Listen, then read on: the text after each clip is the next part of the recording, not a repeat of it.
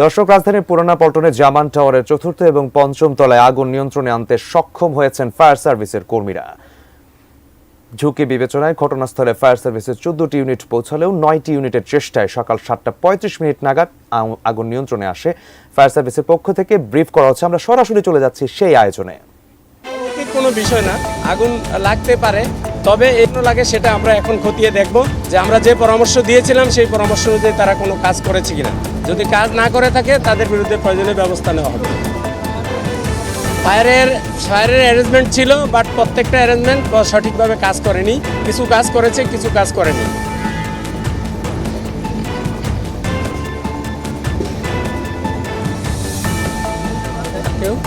আপনাদের সবাইকে অসংখ্য ধন্যবাদ। এটা তো টাইম বলা যাবে না।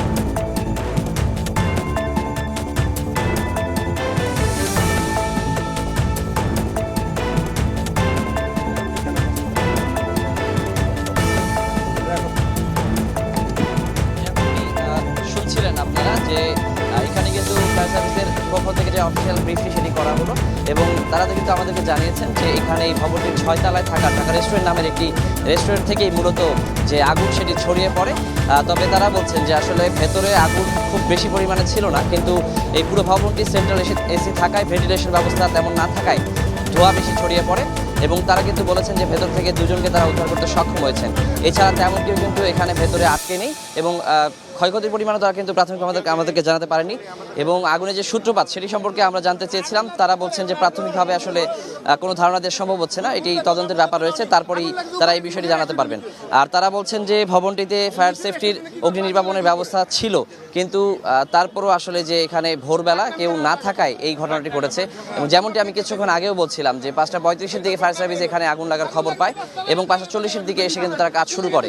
এবং প্রথমে আমরা বলছিলাম যে এখানে মোট 14টি ইউনিট কাজ করছিল, তবে আমরা পরে যে তথ্যটি পেয়েছি এখানে 14টি ইউনিট আসলেও কাজ করেছে মোট 9টি ইউনিট। 9টি ইউনিটের চেষ্টায় কিন্তু আগুনটি নিয়ন্ত্রণে এসেছে।